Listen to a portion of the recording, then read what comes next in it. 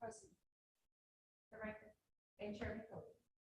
Okay, Chairman, you have a plan for today's meeting. Thank you. Thank you. I'd like to say hello again and welcome everybody back to an in-person meeting. It's been a long time coming. Right. Now, we want to get I want to get a first and second for adoption of today's agenda. Also move. Second.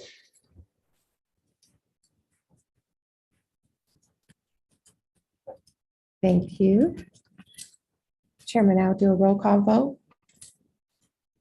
Director Lockett, Yes. thank you. Director Odell, not present. Director Robinson, not present. Director Leggett, Yes. thank you. Director Emerson, Yes. thank you. Director Adams, Yes. thank you. Director O'Halloran, Yes.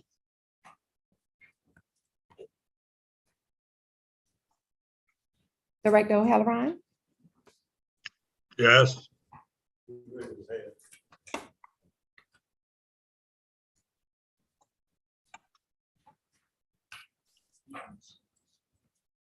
Director Stone.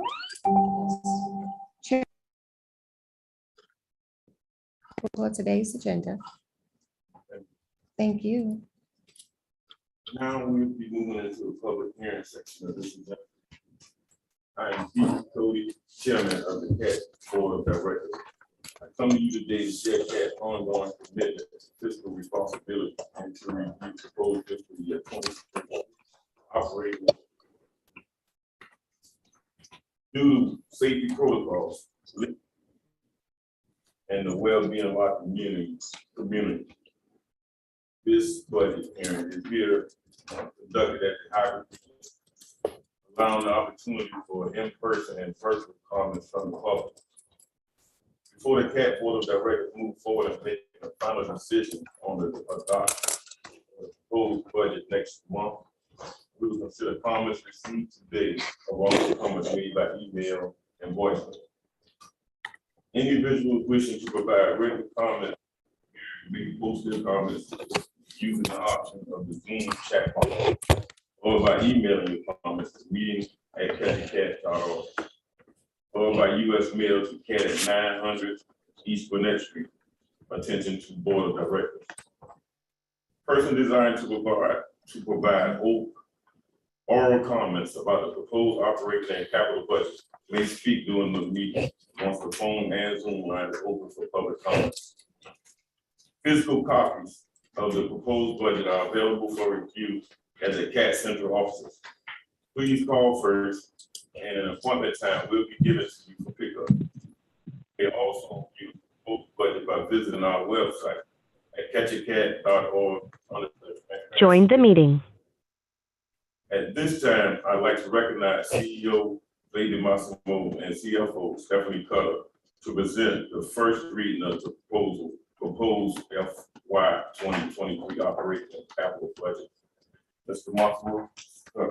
Thank you, Mr. Chairman. Before I turn it over to CFO Cutter, I wanted to make a few comments about the principles and philosophy that are utilized in the development of this budget. Ms. Cutter and I share an absolute commitment to fiscal prudency and to reestablishing our reserves and to ensuring that the opportunities that are going to yield themselves through our master transit plan development that is upcoming be well positioned to take advantage of those and to move CAT successfully forward in the future. So with that, I'll turn it over to Ms. Cutter to details that are proposal. Thank you, CEO DeMassimo. Good morning, Mr. Chair, Board of Directors, colleagues, and the public at large. Chatham Area Transit is pleased this morning to present to you a balanced proposed budget for fiscal year 2020. We are here today for the first public hearing. Before you, you will have a calendar of events for the entire budget process. We will be bringing back the proposed budget for final approval at the board meeting in June. We have a balanced budget of $30,062,178. As you can see on the screen, the revenue and expenditures are balanced by revenue category and also by expenditure work program. Fiscal year 23 budget adjustments. The millage remaining the same upon approval by Chatham County. Growth in the property tax digest estimated at 4%. I'm looking forward to seeing that number a little higher. We just don't know yet. It's gonna be significantly higher now. You know, I don't feel comfortable giving the exact number, but it's gonna be, if you drive around Savannah, you know what's going on with property sales, so it's gonna be significant. And that is great news for Savannah, Chatham County, and Chatham area transit as well. There were major focuses as we began to work towards preparation of the fiscal year 23 budget.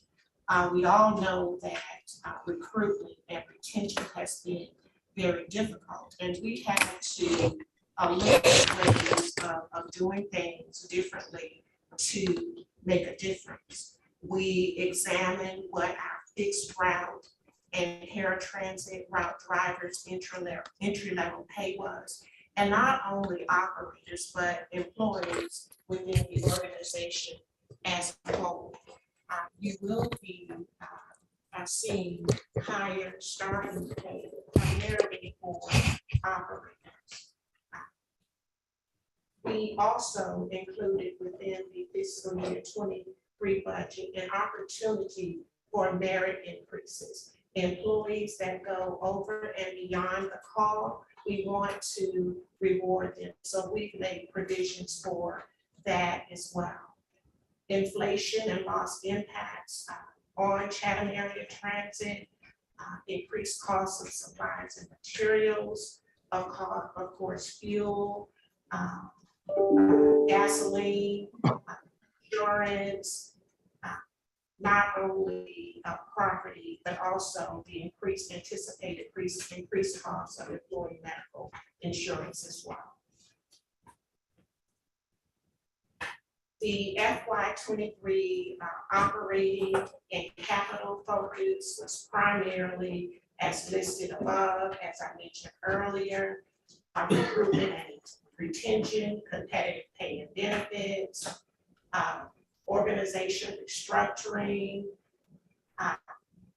going green, open opportunities, as well as community engagement. On the capital side, we have some major projects in front of us. Some have already started, ferry boat construction, the ferry maintenance facility, the Easton Dock, River Street. Whole lot going on in fiscal year 23, and we are financially prepared to move forward with these new initiatives. Yes. Thank you for guiding us, through this process. It's always, I think, very insightful. Going back to something Commissioner Stone had said, is if the tax digest does come in significantly higher than we planned here, what's the plan with the excess income? Well, several things. The more we have to invest in our employees, the more we can do. We also have a goal of having a reserve fund of $7.5 million. It's going to help with that. It's going to help with employee training and development in fiscal year 23 through the reorganization. We have a training division. I'm going to do a lot more training. That will help us with a better workforce. It will help us with insurance premiums, both medical and property. The safer we are, the lower our premiums will be. So those are three major categories that extras will go to, and of course, to help fund whatever comes out of transit master. One of the things I would mention, and I was gonna say that as well, one of the things that in our planning and system development group that we need the opportunity to do, and we're not unlike a lot of other organizations in the transportation field right now, but having projects that are ready to go, that we've actually already got the design, they're shovel ready, in other words. Okay. We don't have a, what I would call a full cupboard right now. We don't have things that are really ready to go. And when we scramble on these grant opportunities with projects that aren't already as well defined as they need to be, it puts us in a less competitive position. So funding like that enables us to start getting the projects to a better level of readiness so that they can be more competitive. And not only can they be more competitive for the grant funding, but in addition to that, we get them delivered to the residents quicker, which is exactly what everyone wants to see, is they want to see us make their lives better now. That brings up a point that I had in reading the information. It said that our revenues are expected to decrease. Why? I mean, we've got the ARPA money.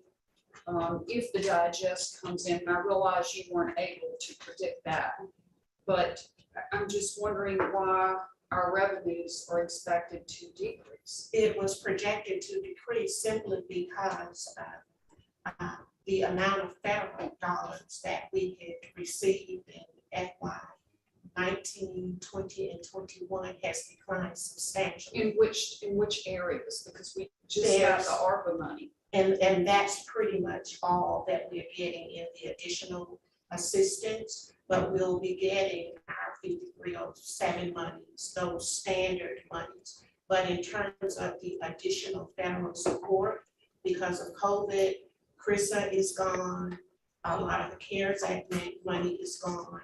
So what we have, a portion for FY 23 is the ARPA money. So when that dries up,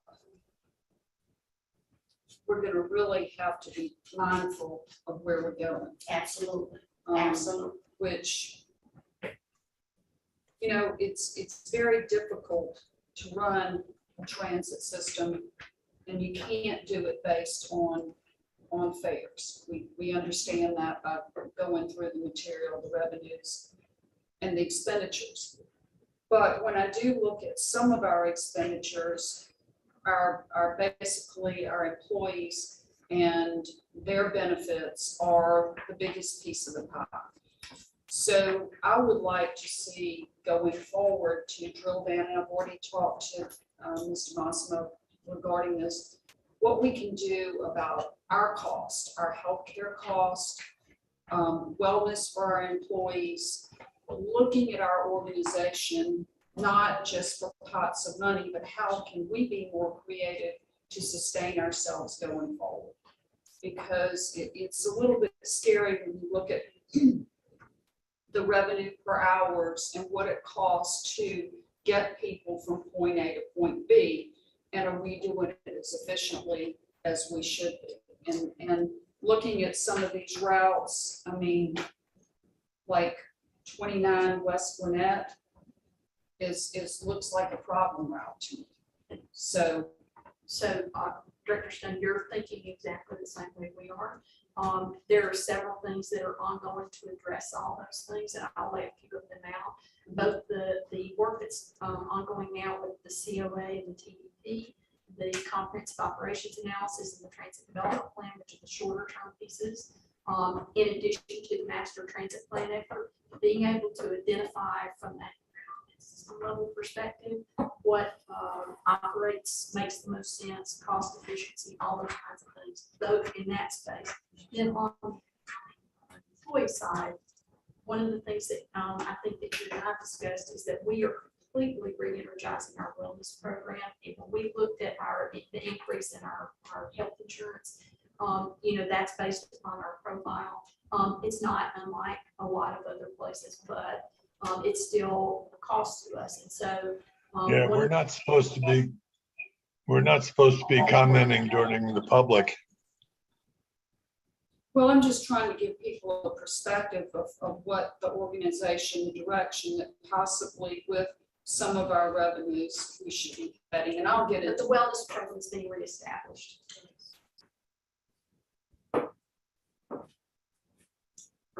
The graphic on the screen, it is a breakdown of where the revenues come from.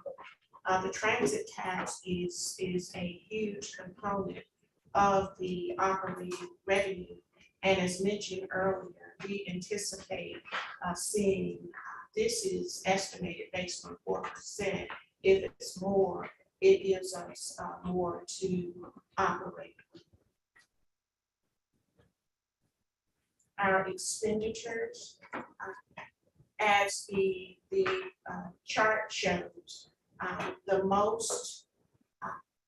the highest cost is really associated with personnel, staffing, and benefits. That's not going to change, but with some reinvestment to include training and wellness, we're going to better manage that cost.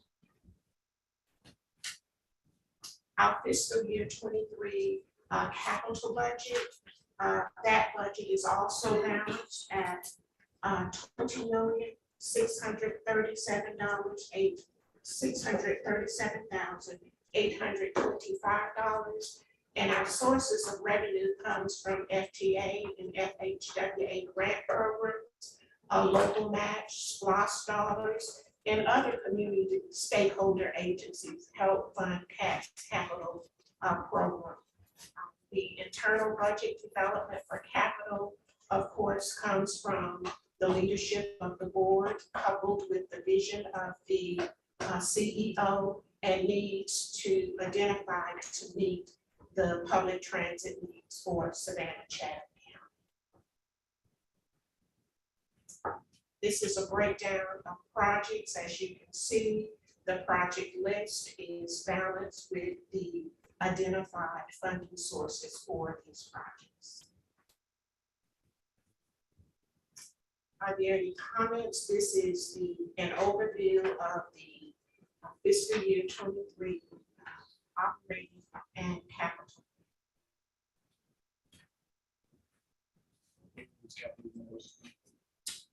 $20,637,825.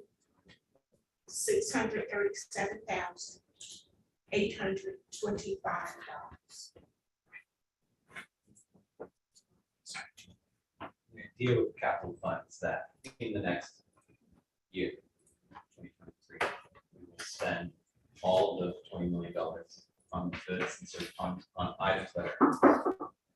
Those are, that number comprises the cost of the capital projects that will begin in 23 That will or begin. already. Yes. Okay.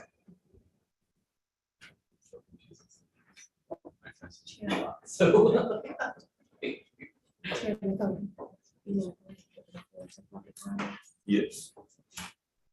Before we unmute the callers and open the floor to public comment, I would like to ask that you do not comment related to the proposed budget. Please self-mute yourself, your phones and your microphone, phone lines and microphone, so that we can engage respectfully with our speakers. If you are speaking, please make sure you turn off your TVs, radios to eliminate any background noises that could interfere with the full board being able to hear you. State your name, and we ask that you limit your comments to 2 minutes. Beverly, do we have any comments at this time? Okay, let me check our inbox. There's any there?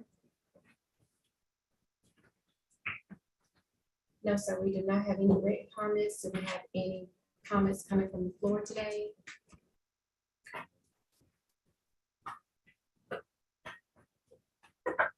Can I ask another question? Yeah. And we very easily, y'all could definitely answer this meeting together, but in the capital plan, there seems to be about like 5.5 million that's dedicated to ferries and the the dock for the ferries. Is that money coming from specifically only marine grants? And let me ask that in a different way as well. Could that money that we're receiving, if we are receiving money for that, have been used for fixed route transit? Or is that only stuff that could have been used for marine services? Those monies are coming from a grant application that was submitted and approved by the FTA. So that money is targeted for marine services. The application is made specifically For for that marine. purpose. Got it. And I think, yeah, all right. I want to thank our CFO and CEO for the presentation. Next on the agenda, we have a presentation from Sterling Seacrest Pritchard.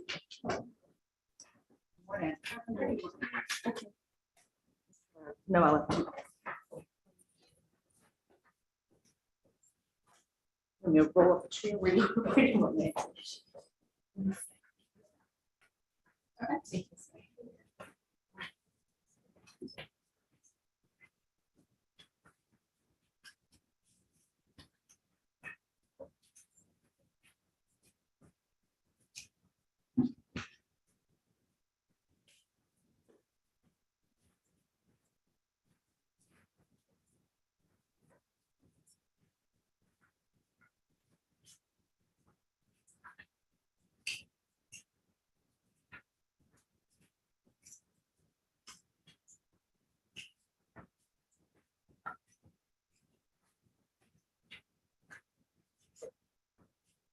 What y'all have in front of you will be the same as what's on the screen. It's just a matter of personal preference. So if you want to take it home and read it again tonight before bed, I promise you will sleep well.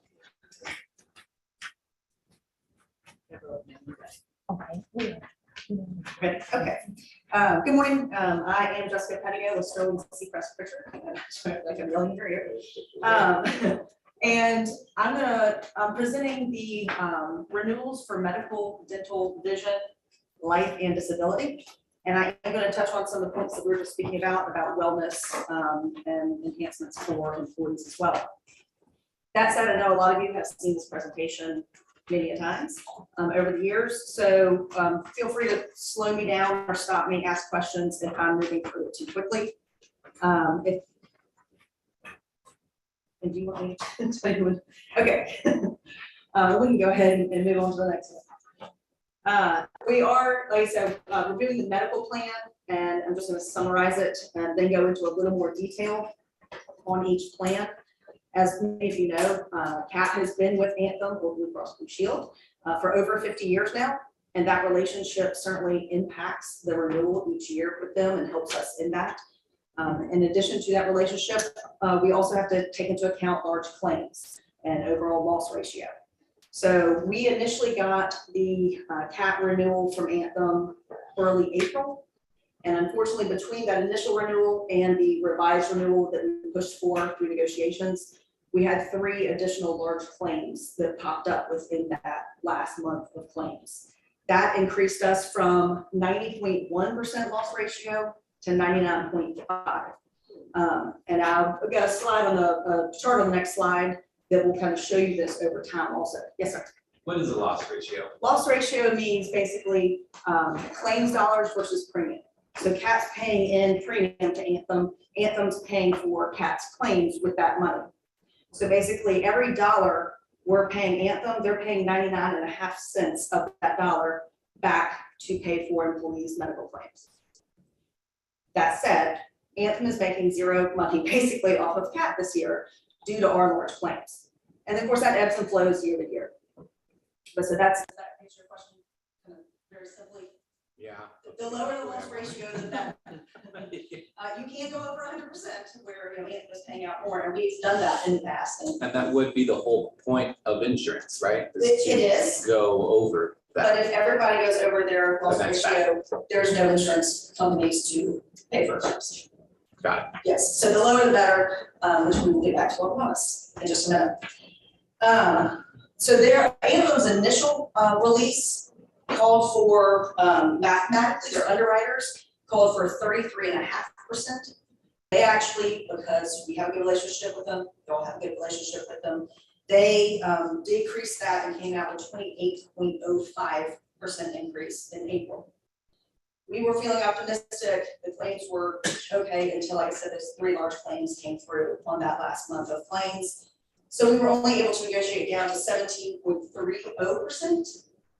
That is a savings between the initial renewal and the revised renewal of $247,471. So we certainly were able to negotiate it down, not down as much as we would have liked because of those claims. And there's no point going with a different insurance. So we did, we marketed it, and I'm gonna touch on the proposals in just one second. But yes, we did evaluate that for sure. So if you look at the next page on the chart with renewal negotiations, you can see, the light's a little difficult, but that dark line at the top is your loss ratio, excuse me. So you can see in the good years, we were 74, 76. In the bad years, we're 94 and 99.5 this year, of course. And of course, that's going to trend with the renewals that Anthem offers us. You can see in the higher years, we have higher renewal offerings. The light green is the initial renewal. The dark green is what we were able to negotiate down. You can see last year, we had a great year due to the market and where we pushed out and asked for other proposals, which we do every year. We were able to actually negotiate to a decrease of 3% last year. CAT is my only client that decreased medical claims really in the history of medical claims, or medical premiums. So that was a great thing that we could help with, and the CAT employees actually had a decrease in their individual premiums as well. So if you look over time, just to kind of give you an idea, because I don't like saying 17.3% any more than you do. Over time, the renewal average is actually 7.8% from 2016 to 2022 from Anthem. So unfortunately, we kind of have to take some of the good years with the bad years. That said, on the next slide or next page, we are looking at the most competitive offer that we received from the market, and that would be from Cigna. So you can see in the first column, you've got the current Anthem premiums. Then the renewal offer, you can see that 17.3% increase. And then Cigna proposed a 15.83% increase. That proposal actually came with a 2nd-year rate cap because they came in with a 1-year offering of 7.76 increase, which of course, who wouldn't jump at that. However, we know they're just going to have to right size that the next year with a large increase. Obviously, the math has to work for them as well. So we negotiated the 2nd-year rate cap of 11%. You can see in that first bullet point. And they did offer a $50,000 credit on the first month premium. So that total savings would be about $82,500 roughly to CAT. You can see the second bullet point, the other market offerings, neither had that 2nd-year rate cap, and one was 7.93 and one was 11.8. That's why we focused on the Cigna proposal as that best comparison and most competitive. As I said, over time, Anthem has been across the board 7.8 average. We do feel like the Anthem renewal is fair. If we move to Cigna, basically Cigna gets 12 months of premium and they only have to pay out 9 months of claims because of the delay in claims processing and payment. You go to the doctor, it takes time for that to process through and get paid. Roughly 3 months is the standard. So that way, Cigna knows they're in 12 months, they're paying out 9, and then that way they're already helping kind of cushion the pot for next year, knowing that that year they're going to have to get 12 months premium paid 12 months claims. And then also, there is something to be said for consistency, especially in a time when we are still coming out of the pandemic. We do know we have some large claimants who are going through cancer treatments and other treatments. We know that there would be no disruption if we stay with Anthem. They do have a broader network in the Savannah area. Cigna is working on that every year and it's getting better and better. But there would be likely some disruption to the employees for their medical providers if we did move to Cigna this coming year. That said, of course, we're happy to do whatever the decision is from the board. And then, looking ahead, and this is where it can get maybe a little mundane, so stop me if I'm going too fast, but I will kind of roll through this a little bit. So this is the high plan. This is where most of your employees are, is in this high plan. It has the lowest deductible and therefore the highest premiums. And you can see the current in the white, the initial renewal in green, and I'm sorry. My colors today. The initial renewal is in blue. The revised renewal is in green. And so you can see there's an 18% increase on the high plan. And really what we want to look at is on the next slide, the change in the employee contributions out of the paycheck. And you can see that here from tier to tier, employee, employee spouse, employee children and family. And that would be the increase for each of those levels per pay period. And that is taking into account the fact that CAP pays for 70% and employees pay 30% of those overall rates. Yes, sir. So an employee of CAT gets to choose a high, middle, or low plan, and the high plan, of course, is the more expensive one, but it also has more, I guess, benefits and lower deductibles, et cetera. And these are the plans we're looking at. Yes, And I'm these are your guessing- current plans. Okay. It's like- And we can go outside of these plans, and every year we do review alternative plans. The problem is, in order to get kind of lower premium, lower deductibles or lower co-pays or no co-pays, it means there's gonna be higher premium. So that's what we're trying to kind of work through. You know, we can offer higher deductibles to get lower premiums. But the executive team has said that that's not what they feel that their employees can benefit from. They don't want you to have health insurance and then not be able to afford it. At the same time, we don't want everyone to pay too much up front and not use their medical plan. So we're really working to find that sweet spot between those two. Do we have numbers on how many employees are in which? Cool. There are 131 in the high plan. There are 14 in the lowest plan. Choose it back. There are 28 in the middle. That's interesting. Sorry, give it to you in that Great, order. Christian, I have a question on I that. just have a quick question going back to these comparisons. Were the three claims anomalies, I mean, were they sort of unique or different, or did they just normal claims that came in? They're normal claims. There was one So breast that, cancer. that's very typical stuff Yes, that causes. it's going to happen. Okay, Yes. I was just curious if there was one major thing that set it off. And of course, those kind of timing of them, they happen to hit at the time frame. So then if you want to flip one more, got the same comparison for the middle plan. Again, you can see the overall with the renewal, initial and then the revised, this one is at 17%. Inevitably, since the high plan has more employees, therefore has more claims, that plan inevitably has a slightly higher renewal percentage each year. So the high plan was at 18%, the middle plan is at 17%. This all changes every year. But then if you flip one more, the middle plan contribution analysis, again, that's what we're kind of focused on, is what the employee is having to pay. And you can see it's a smaller decrease in the weekly, the bi-weekly paycheck deductions for the middle plan. And that's one of 28 people on that plan. These numbers, the 70% CAT, 30% employee, are those set by us? Yes, And are those are standard? I think it's a union contract, no, right, wrong, it's a union contract, nothing has just been a standard CAT Okay. practice. Okay. It's not it. You're welcome to pay more. All right. Like you're the surplus dollars. And then, of course, the low plan comparison, similar but different numbers. Would be initial renewal and the revised renewal, that one is renewing at 16% increase. So again, because it's a higher deductible, lower premiums, and fewer people in that plan, fewer people spending claims dollars in that plan, plus a slightly lower renewal. One more page over to the contribution analysis, and you can see again, the employee contribution increase is lower because those premiums are lower. Okay, I got another question. I'm sorry if I ask too many You're all questions. But we've got 131 people in the high plan. Has there ever been an idea to make a higher plan? Well, so that's the problem. At some point, It just doesn't. it doesn't make sense. So already the high plan has a $2,000 deductible. And we'll have me, but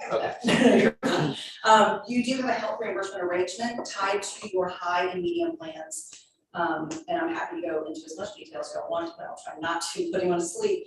Basically, that means that if you submit some paperwork, you can get $1,000 from that health HRA paid towards your deductible. So really it cuts that deductible from $2,000 to $1,000. In the middle plan, it cuts it from $2,500 to $1,500. We don't have enough people taking advantage of that. So already it's almost like the plan has $1,000 deductible, and there's very few plans out there that have anything below $1,000 deductible, especially these days. And again, that would mean you're paying so much more in premium, and it just doesn't really make sense to where you're paying so much, and then if you don't have a medical claim, you know, maybe you go, hopefully you go use your preventive, but really you're paying a lot of money just to have it in case you need it. So that's why we're trying to find that perfect space, and we do want to educate on that HRA much more this year. We do every year, but even more to make sure people are getting that $1,000 and not just letting it sit in their pocket. Any other questions on the medical?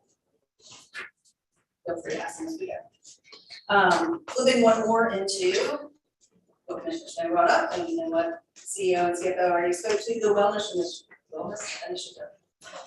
This I can can't tell, I'm very excited about, because this is truly how you impact not only people, their families, but their medical plan, their pocketbook. It's very holistic.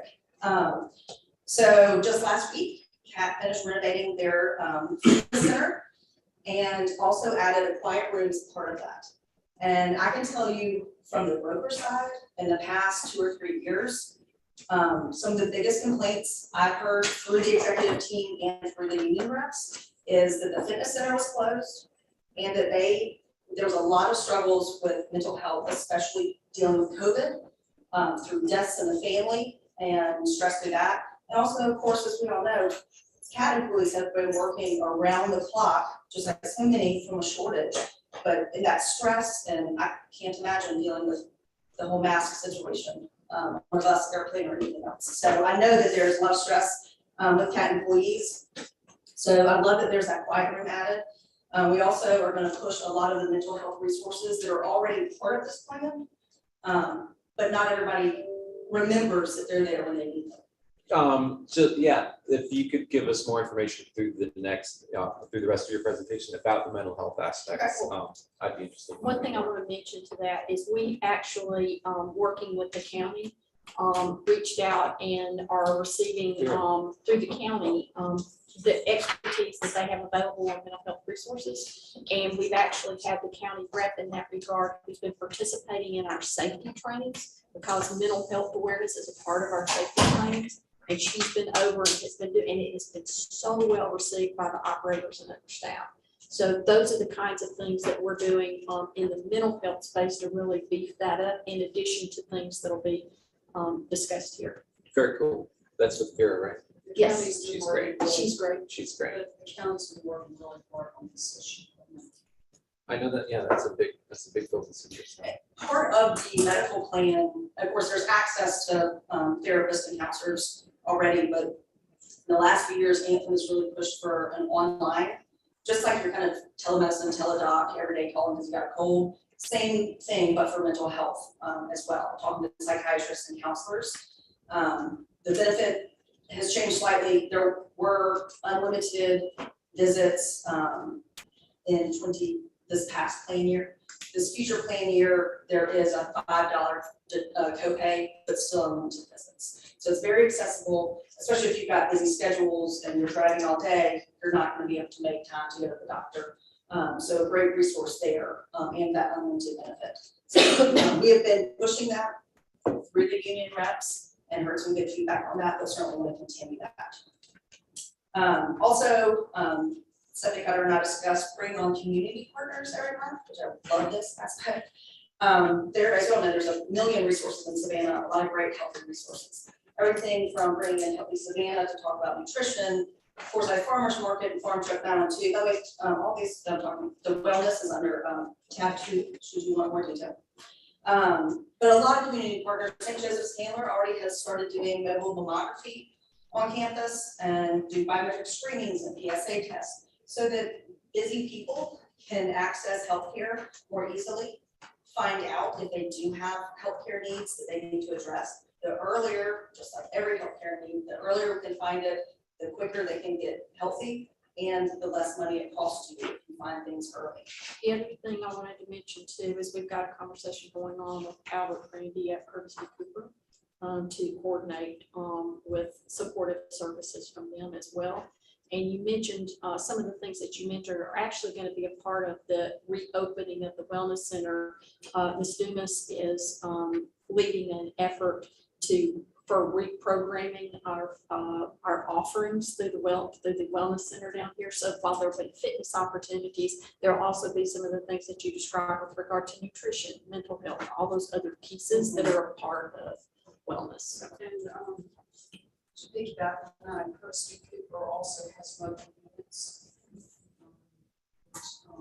Has been very instrumental in working with champion schools. So I'll look forward to that connection, see what we can come up with there. Absolutely. This is a great list, the on-site wellness planning. I think I skipped ahead a lot, but this is a great list. Okay, well, I'm not gonna take you through every All page, right, so feel free to thanks, skip ahead to the Doc. tabs as much as you That was a good want. list. Otherwise, we really would be here all day. And there's so many more. That was just kind of a starting Yeah. point. There's so many more. Bring on financial wellness to, I mean, when you're not making a lot of money, and especially if your healthcare costs a lot, we need to know how best we can budget for today and also save for retirement. Two very, very important parts of life. And then also, so Anthem has these wellness initiatives, again, details in the tab 2, we'll take you through it. But you can earn up to $700 back by doing things like attaching a Fitbit or fitness device to your phone, walking 70 steps a day, getting a flu shot, your annual physical. If you've got diabetes, participating in a care management program. So not everyone qualifies for $700, in part because one of the programs is about healthy pregnancy. So that takes out a bunch of people, but everyone can basically get between $250 up to $700. And again, educating everyone on how to get those money, that's not CAT money, that's Anthem money. So that way we can get that money back in everybody's pocket. All right, before I go on to dental vision, anything more on medical wellness? That's right. Sort of questions. All right. This is the easy part. The dental is not increasing this year. CAT moved to MetLife in 2021 because Anthem gave them a 38% dental increase. That was due to a very high stop loss. Loss ratio, excuse me. So Met gave us a 2-year rate guarantee last year. Therefore, we're still under that rate guarantee. They also, because they love us so much and want to back this business, they offered a 3% enrollment credit based on the enrollment throughout the year. So MetLife is ready to cut a check back to CAT for $2,461.89. So that'll be kind of a nice perk coming back when we're not increasing premiums at all. And then looking ahead one, yeah, much. Vision, much the same as dental, it is not increasing. We are under a 2-year rate guarantee. Anthem they provided a flat renewal in 2021 with 2-year rate guarantee, therefore their rate increase. That was actually a flat renewal after a 3-year rate guarantee. So this will be the 5th year of no vision rate increases. And then to Joel. In the budget.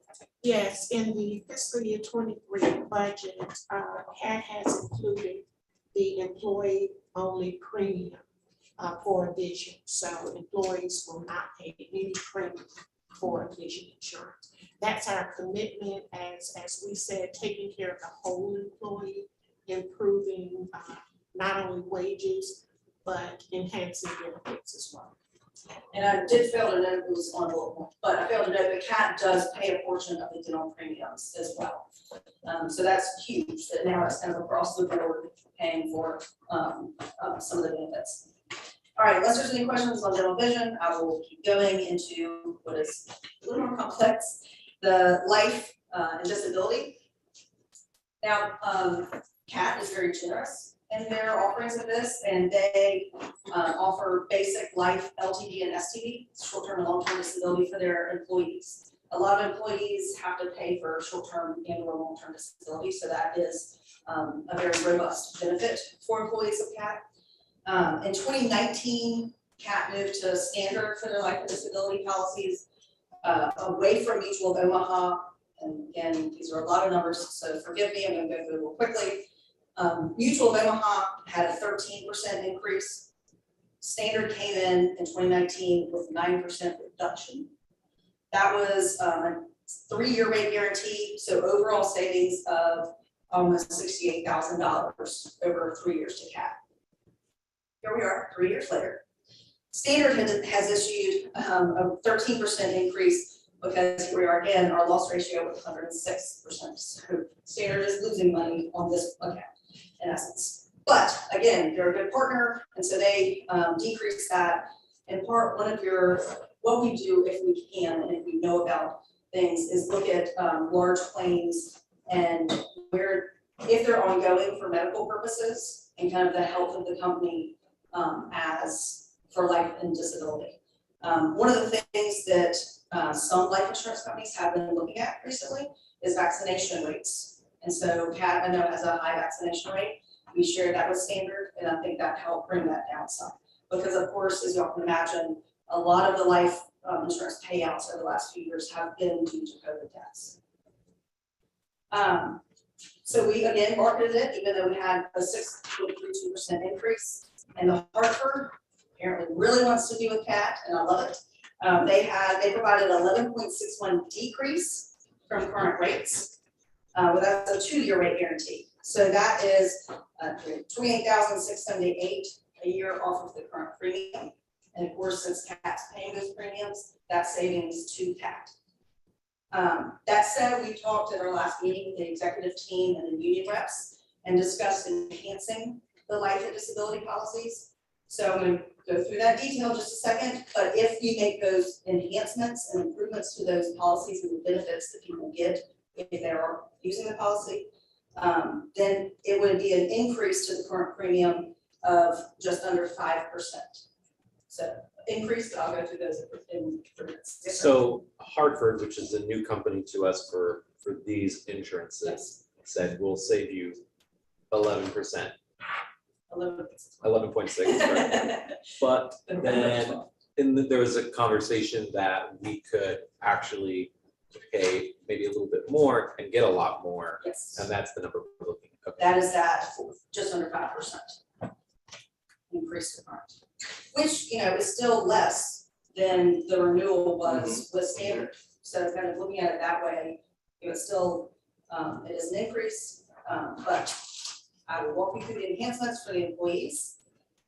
Starting at the first page is long-term disability. And you can see in the first column, and it's not, I'll walk you through because the classes change a little bit.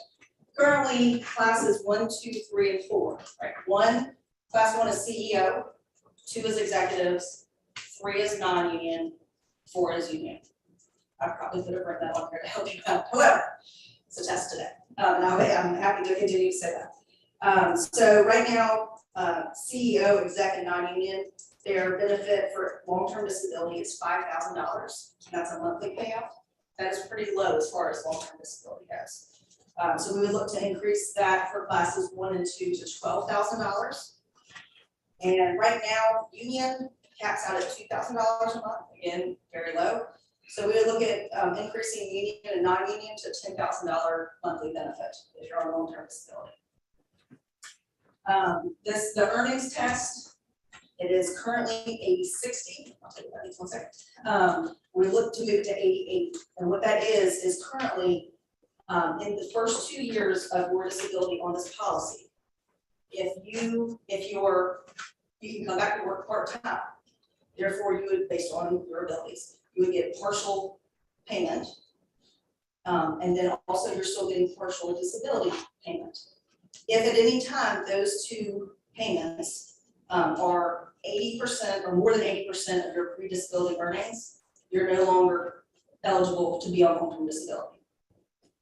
After 2 years, your disability partial payments and your employment partial payments, if they are over 60% of your pre-disability earnings, then you are no longer eligible for the plan. So basically, you have less incentive to stay on the plan, but also it drops you down to that, lower threshold of income.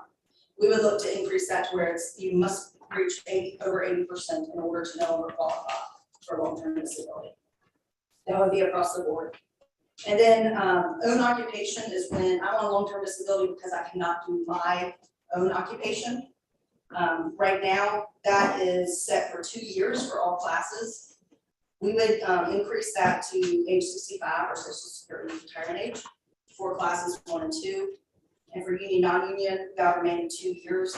And that basically means for 2 years, I cannot do my own occupation, therefore I qualify.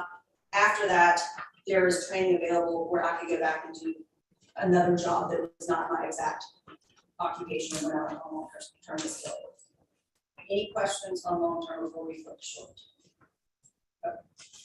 Short version is it's a really good improvement to the employees, especially that monthly payout.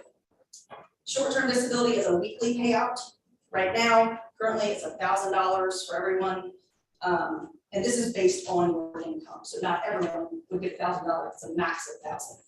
And then we would increase that to $2,000 for CEO and executive and increase it to $1,500 for union non-union.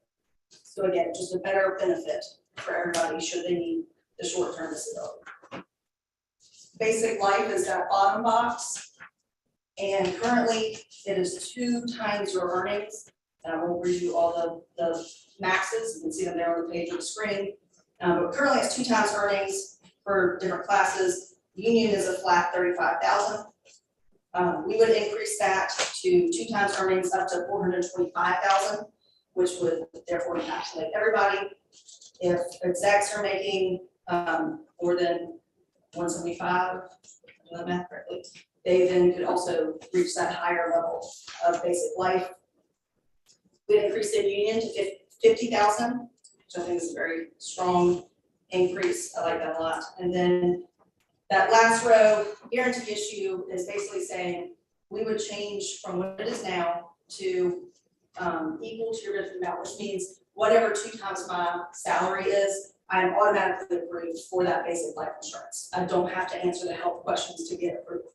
Right now, your classes 1, 2, 3 is guaranteed issued to $350,000. But so beyond that, so like class 1 still has to answer those health questions in order to get the $412,000. And so we would eliminate that to where whatever 2 times your salary is, you're approved for. Any questions on disability or life insurance? That's a lot of information. All right, coming down the home stretch, folks. Good news. Another thing that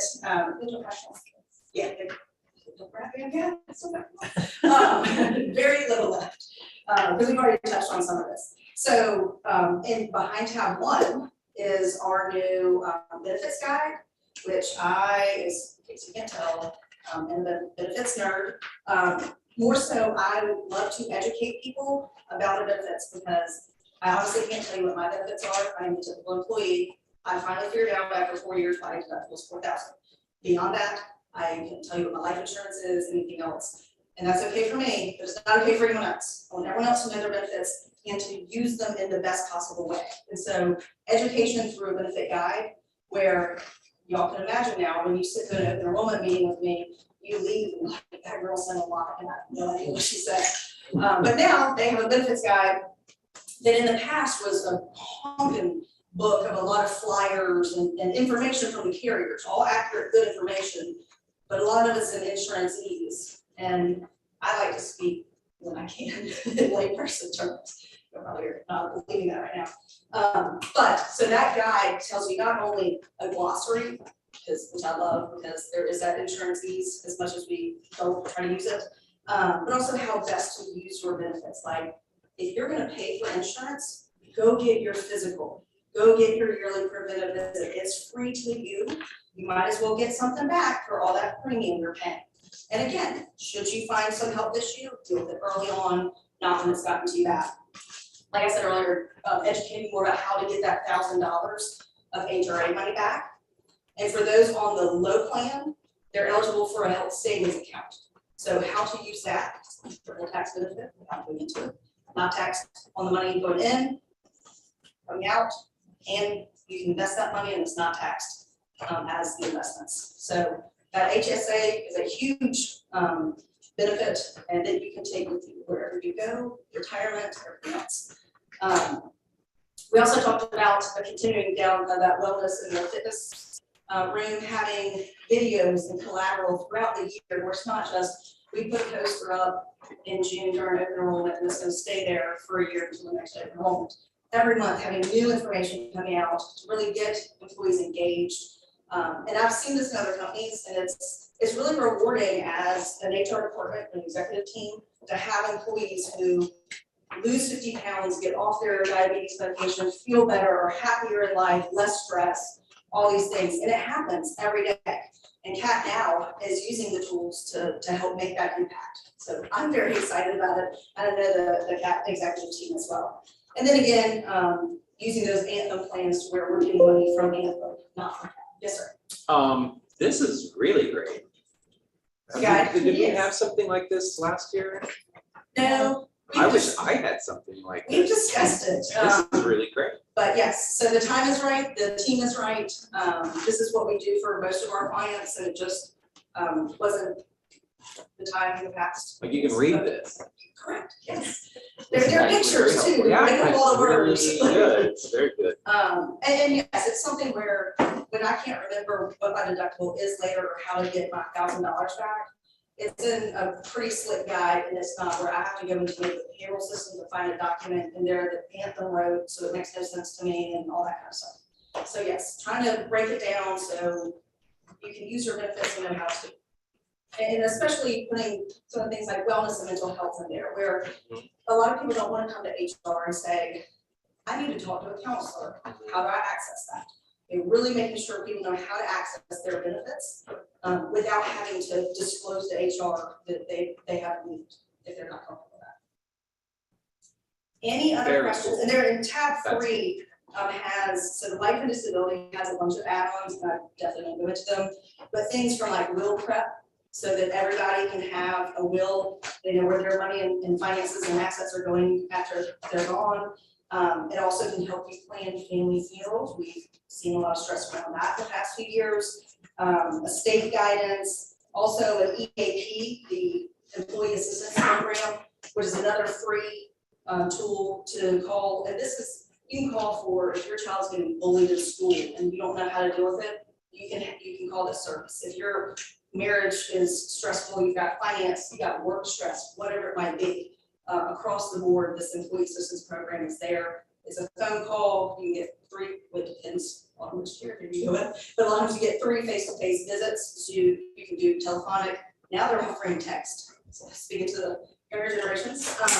But anyway, it's a great resource, again, to where if employees need help, CAT's offering it, but we just have to make sure that the employees know about it in order to access. One of the things I would add to that, and I hope the board appreciates, is I know that this insurance renewal proposal, we're very proud of it. We think it's a really good one.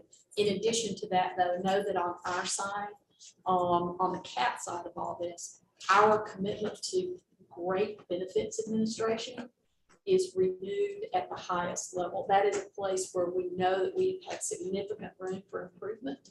And we've committed to that. And so some of the tools that you're seeing here, some of the things that you're hearing are based upon things that in this first 5 months that have been a part of that organizational assessment to determine what's our better path forward, what's our new better. And this is a part of it. So I hope you're as enthusiastic and about it as we are. I've got a question, this might be like a more tough question, but the role that Sterling Seacrest plays, how much do we pay for the services that you guys provide? And then is there also a breakdown of how much you guys are saving us in negotiations and helping to create very cool documents like this guy? We are paid on commission. Okay. And very rough, not roughly, dental and vision, we get 10%, life disability is 15%, and then medical, it's about, is 0.89%. And that's a percent of what? So. The total premiums paid. Of the sale. So many words. So the amount of money you pay to Anthem, we get 0.89% of that. 10% of what you pay to MetLife and Anthem for dental vision, and 15% of what you pay to current standard. Got it. Potentially Hartford. Okay. So yes, when we negotiate, you know, Okay. we are all, we're truly a team in this. Got it. And that's why I'm so excited about all of this wellness and stuff, because I would love to, I've worked on CAT for years now, and I would love, the initiatives have been there, but, you know, it's just never, it hasn't clicked, and it's clicking now. And I'm excited about it. Odd question. In y'all's office, there's an office that has a CAT bus stop sign in it. Whose office is that? That is Terry Doyle's office. All It's right. also us. I've always wondered. Okay.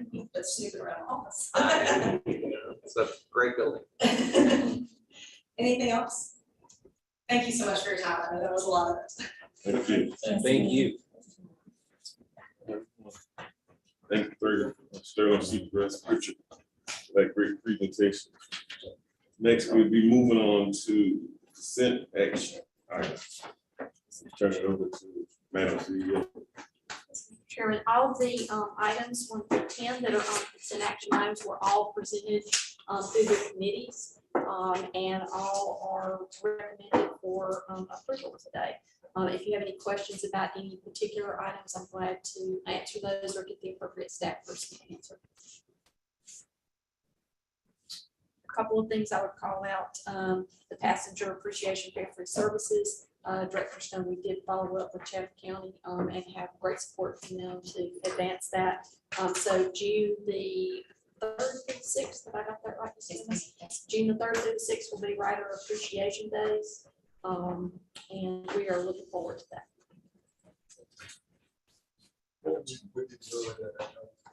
I beg your pardon? What will we be doing? There'll be fare-free days. There will be giveaways on the buses. We're going to have some activities at the ITC on the platform, promotional activities and fun things that'll be going on that just make it be an exciting place to be. I'd like to call for a motion for the consent item. Yes. Thank you. No further discussion. I'll do a roll call. All right.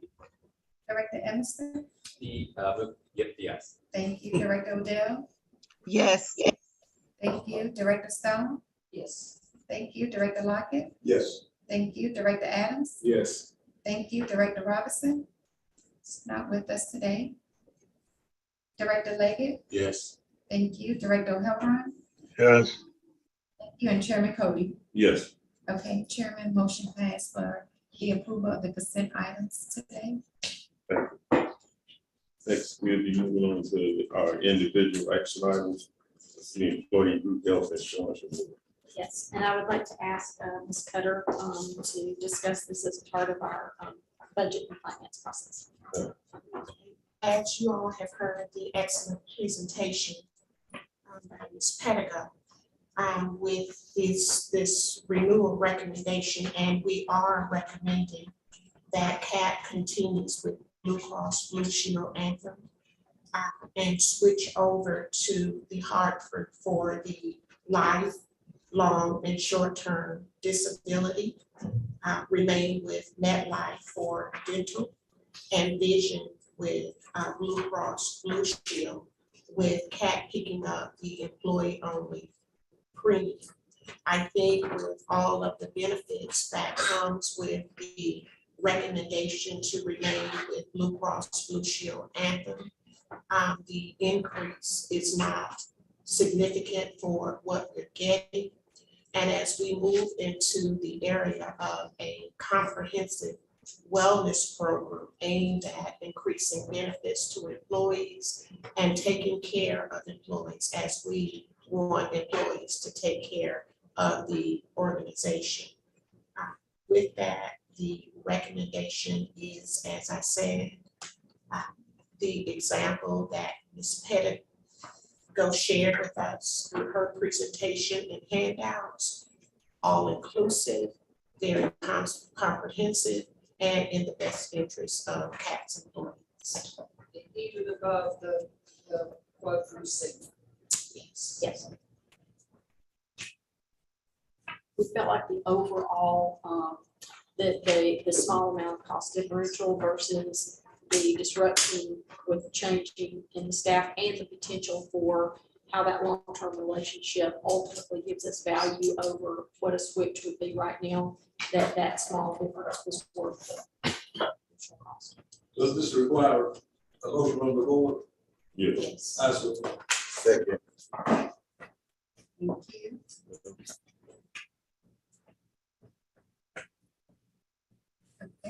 with no further discussion, I'll do a roll call. Director Emerson, Yes. Director Odell, Yes. thank you, Director Stone, Yes. thank you, Director Lockett, Yes. thank you, Director Adams. Yes. Thank you. Director Leggett, Yes. thank you, Director O'Halloran, Yes, and Chairman Cody. Yes. Thank you. Motion passed, Chairman, for the approval of the employee group health insurance renewal. Thank you. Next, we'll be moving on to our executive director's report and unit updates and turn the floor to Madam CEO. Thank you, Mr. Chairman. In the executive director's update, I know that every Friday you get the snapshot document from me. One of the things I wanted to point out to you is this Friday's document will also include the promised quarterly expense report for the CEO. That will include any expenses that are travel, training, or business. And if you have any questions about it when you receive it, please don't hesitate to reach out to me. With that, I will turn it over. A couple of other things I wanted to mention before we move on. I wanted to thank the board. I know that we have the public who is watching us today as well. The work of this board during their board retreat last weekend was absolutely incredible. What a team effort and what great work was done and thoughtful, deliberate work to make sure that the operations and the business and the service of CAP to the community are just the best. There was no doubt about it that everyone on this board was deeply committed to our success and deeply committed to those that we serve. So I want to thank the board again for the fine work that was done last weekend. I also wanted to tell you we're getting a little closer on the master transit plan. We recently held the pre-bid meeting with interested vendors to allow them to ask any questions about scope and during the process. So that is just an absolute key for us on how we determine our moving forward position, and especially with the many exciting announcements that are going on, not just here, but in all of the counties surrounding us, including the major one that occurred last Friday. The growth here is incredible, and there's no doubt that transit service as an economic development tool will be a part of that. So just wanted to underscore again the importance of that master transit plan and to thank you all for the support that you're offering on the fare free services component of rider appreciation. We're excited to do that for the community. It's another opportunity to promote CAP, but it's an even more important opportunity to say thank you to those who ride with us. So with that, I'm going to turn it over to for a service delivery and safety update to Dennis. Morning, gentlemen, Cody, board of directors, all of you present.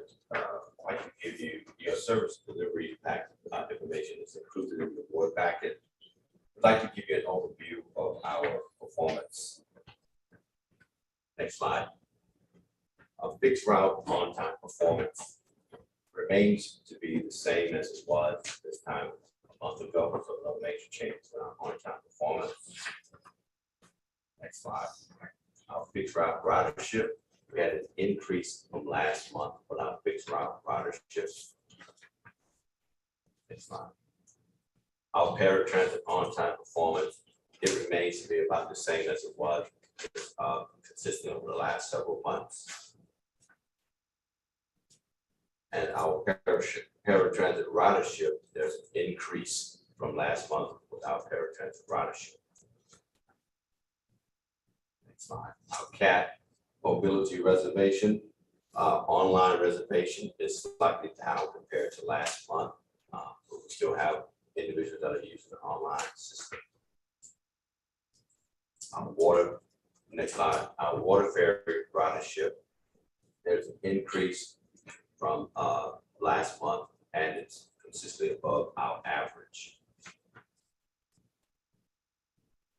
Our maintenance means distance between failure vehicles target, we're above target for this month as well.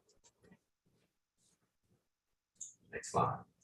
And our mobility service call center, it's still below our 60-second goal as far as waiting time. So we're still meeting that even with the increase in calls. Next slide. You'll see here that we have an increase. We have a decrease, in fact, from last month on the calls that are coming in, which that's going in the right direction. Few calls we get, that means that we're performing at a better level. We are excited about the bus time app that will be coming out hopefully next month of June, but right now it's on our website. It allows our riders to be able to see real time where our buses are going to arrive at their stops. So we're excited, we're very excited about that. In addition to that, we've listed our top advocates for our responding to our call. You see that name, Alicia White, Sierra Leaks, and LaShonda. Next slide, our safety, accident, injury reports. We had for the month of April, 3 preventable accidents, 6 non-preventable accidents, 1 preventable incident, and 6 non-preventable incidents. We had 1 workers' comp claim, we had 13 drug screens, and we had 23 DOT physicals for the month. That's our report. I'd like to mention one other thing in our report, though. Our electric buses, you'll get some more information on that in our system delivery.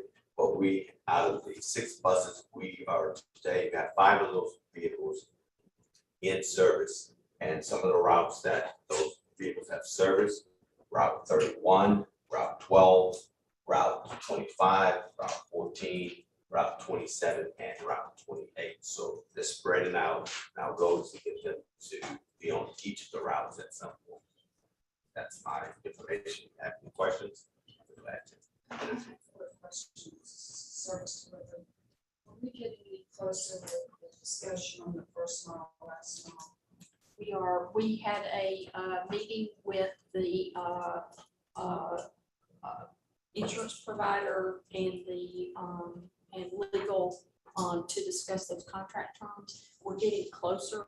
We've still got one last provision that they're working out between Uber and the insurance underwriter. So I would expect that within the next month or 2, we should be bringing something forward to the board. That work out something that would be phenomenal for parts of Chatham County that's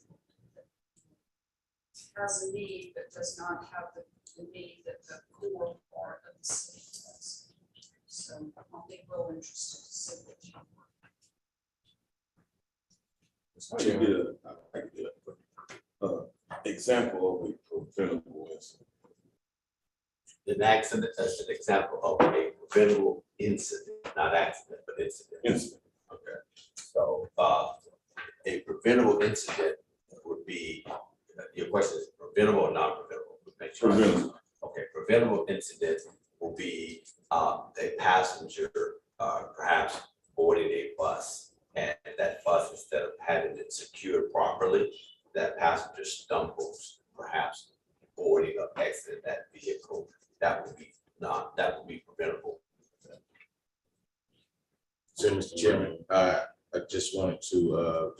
everybody. We're here to give thanks to our CEO, Mr. Dumas, and also Beverly to have the foresight to just take what I asked about come June 1st, the governor has allowed people to have open carry.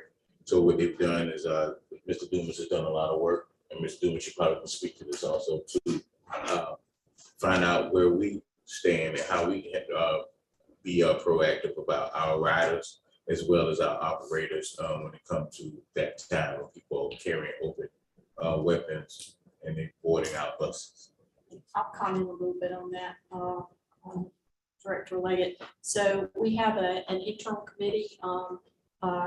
Mr. Walkoff has participated in it, representing legal department, Mr. Dumas and Ms. Arden on the operations side, myself as administration, and then also our safety risk manager, Patrick Fahey. And what we determined is, based upon the way the law is and the legal rights of individuals, that what we're going to focus on is making sure that our infrastructure, what we call hardening the infrastructure, so that the components of our buses that can ensure safe passage in the event of an incident, whether that's somebody takes over a bus or there's an incident on the bus, and that the operator training, which is absolutely a critical piece of this, is if something happens, if the operator has been trained thoroughly, then they go on autopilot to deal with that situation. They do automatically what needs to be done, and can feel that they are able to provide the best service in that very unfortunate situation. So we're focusing on the training aspects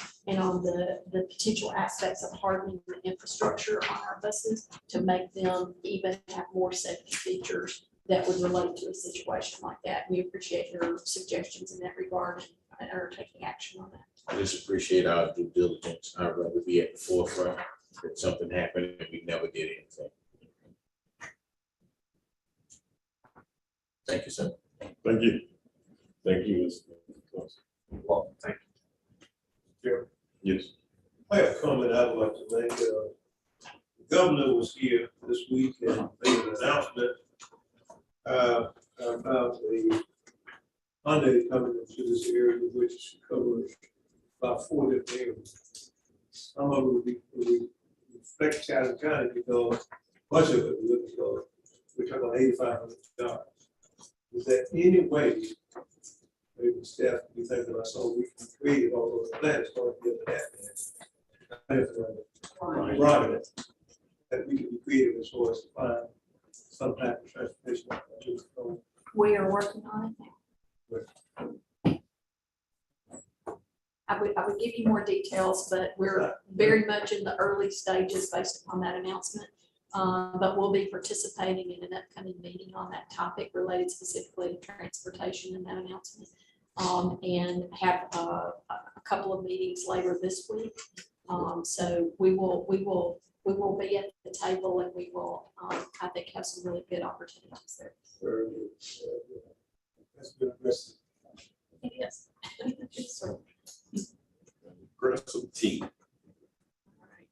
The next item is the system development update, and I'm going to ask Ashley Goodrich to provide that update to the board. Ashley.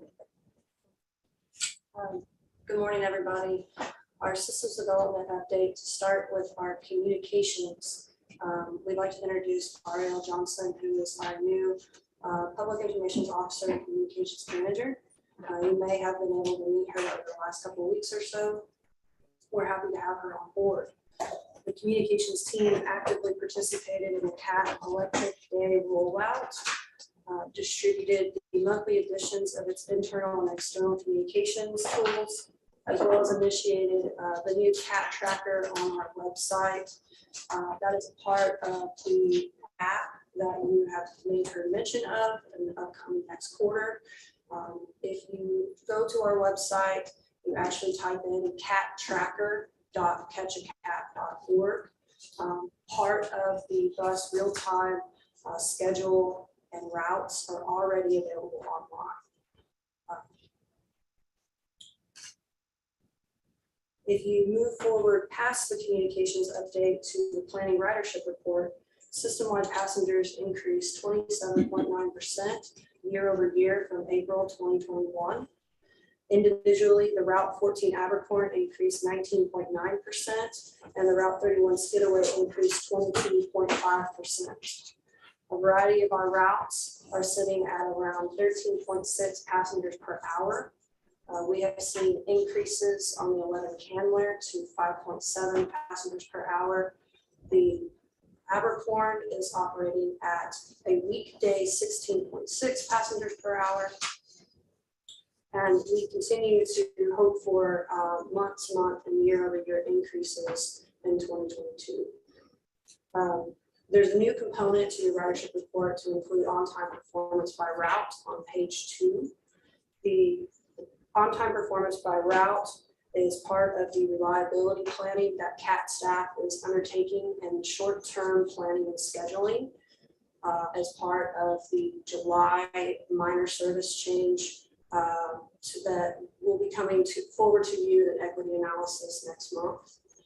We did have a public meeting May 18th, which is not necessarily in April, but CAT staff prepared for the public meeting in April. The first of the reliability plan was initiated in April through May forward to June. The reliability plan will be built upon our future COA TDP, that's operational analysis and development plan initiatives, which will be a short to midterm planning component that will also build upon our master transit plan, comprehensive plan. For the month of April, items approved in the consent agenda from communications and planning for systems development include the shelter art mural policy, the equity analysis of the electric rollout, the equity analysis of the ferry maintenance facility and dock, our ridership appreciation, and grant administration. Any questions? Yes, Lord, I'm always looking at these routes. What are we projecting to do about 29 West 120?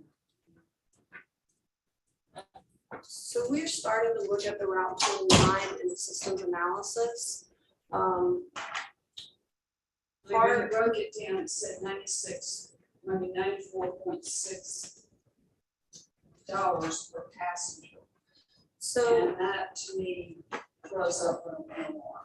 So what I'm going to say to you, and I do apologize because we'll need to make a correction to the agenda, is that when we go back and look at that particular graph, that is typically the average cost for the Route 20 and not necessarily the cost for Route 29. I have to get back with my CAT staff and find out in our system where the titles to that graph got switched. Our costs are getting better per route as our ridership increases. But as you know, we do still have a few underperforming routes, and we'll be continuing to look at them now through the summer into the fall. I will also say though that on route modifications, even for the routes that look as though they're performing not as well right now, but I want us to take a minute and allow the work that's ongoing with the operational analysis, the development plan, and even the master plan to occur. Because one of the things that we want to do, every route impacts other routes. And so I want to make sure that as we are addressing those and we're making those changes, that we're doing it in a comprehensive and thoughtful way rather than just a reaction to a particular metric. I agree, but when you see something like that in print, that's not something that It jumps out. It jumps out, and it's not something that you think that the taxpayers are going to embrace. Absolutely, absolutely. You're completely correct, Director Stone. We hopefully in a public meeting like this, we have the opportunity to inform you all as well as the public, but we are addressing those things in a very deliberate and intentional, business-minded way. Any other questions or comments? Yeah, I've got a couple. Page 2 is really great. That's fun to look at, and I feel like I need to look look at that a lot more. But that's been the first time where I feel like we've been able to very visually see not just on-time performance, but early and late. So that's very, I like that. And then also just major kudos to the whole team, but also especially you actually on the community presentation. I can't remember what we called that specifically last week. That was very cool. And the one thing, I think, yeah, you did an amazing job with that. And folks really like the electric buses, so that's cool. I was glad, yeah, that was great. She had even Dr. Robinson in here, so thank you. All right, and then we will move on to the financial services. And if I may, kind of getting to your point, Helen, I'm just sort of making these more efficient. Some of the changes that were made in, or that will be made to the routes in July will help. And I think one great example, if I can just share this with you guys, and you probably saw it, is that one of the routes has been going to a probation office, which has been closed for 2 years. And it goes like all the way into the driveway, turns around in the driveway, and it goes back out of the driveway to a location that doesn't even exist. And so making that little change has such I think a much larger impact overall, and also impacts actually nobody's going to that office, and just those tiny tweaks. Well, the I think are very public that was at the meeting reacted particularly favorably to that. Yes, They were quite yes, they aware. did. And Yes, they they did. reacted very favorably to that. All right, with that, we will move on to the financial services update, the CFO code.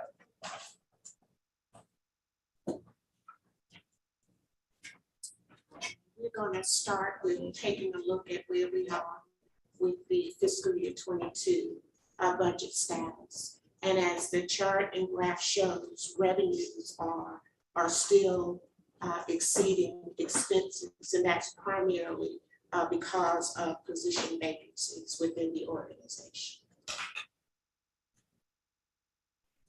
The cash imbalance at the end of April was $6,928,120.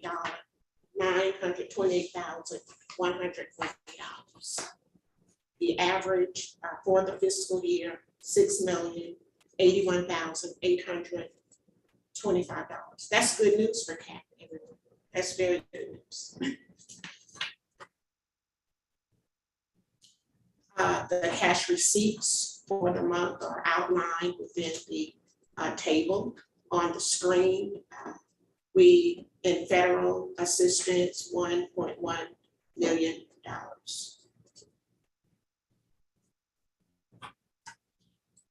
Our revenue by category is shown by the pie chart. It shows that for the month, the grant revenue exceeded all others at 46.14%. Our expenses by category, nothing changed. Employee benefits and wages makes up the highest percentage of expenses. Back to the FY22 snapshot. Agency revenue is beginning to climb again. That's good news. The year-to-date spending is being held to ensure that we are not spending more than we're bringing in. The year-to-date expenses is a little over $5 million less than budget. Our paratransit supplemental service, that was down a little during the month of April. The billing was $8,991. And under the other category, of course, a balance FY23 proposed operating and capital budget. Our 5307 amendment is still in progress. That's going to fund, once we receive those funds, the new camera system, some very much needed software upgrades, the COA and TDP, very good things coming forward with that. funds. When you say, can you go back to that one slide, when you say agency revenue, what revenues, all of them or? City of Savannah, the Dot Shuttle. Okay, got it. That's, you see an increase in ridership and that amount of money. Other agency revenue, we're working on getting the senior circulator back up and running. I would actually, that was an area of concern at the meeting as well, and folks want that back. Yeah. Thank you.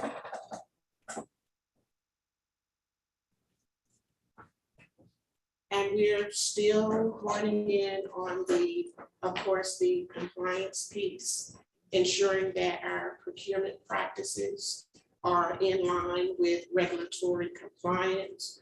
We are finally done with the full scope review.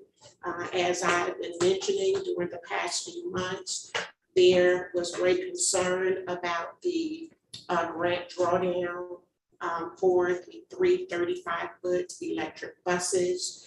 And we will probably end up, depending on what guidance the FTA gives, it'll be a switch from some of that money that was drawn down from the FTA from our SPLOST proceeds.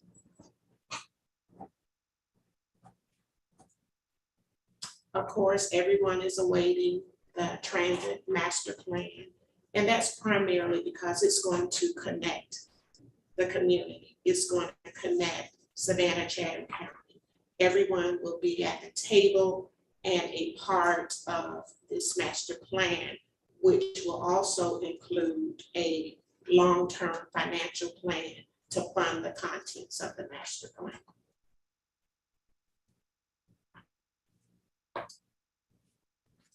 That's it. There was a slide on HR stats, and I don't remember, there were, I believe, 12 new hires. We had a few exits from the organization, and we participated, Chatham Area Transit participated in 2 recruitment efforts with the city and the county.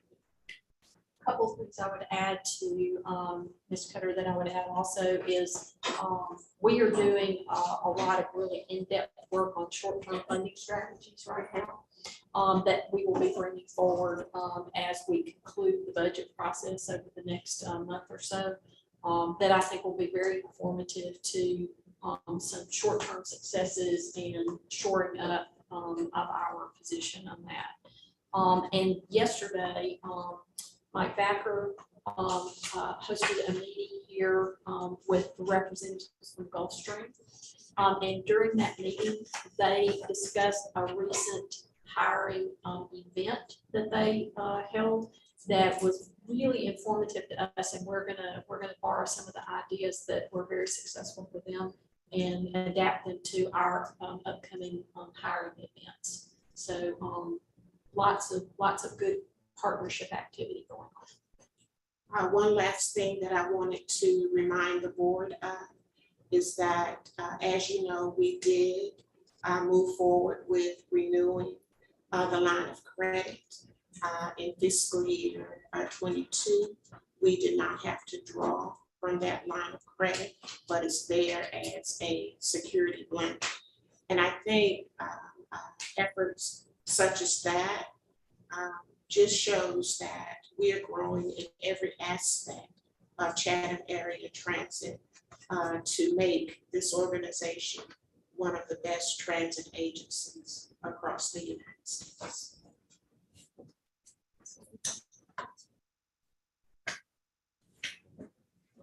Thank you for the presentation. Thank all the staff for their presentation today. Next we have on the agenda is going into an executive report, executive session.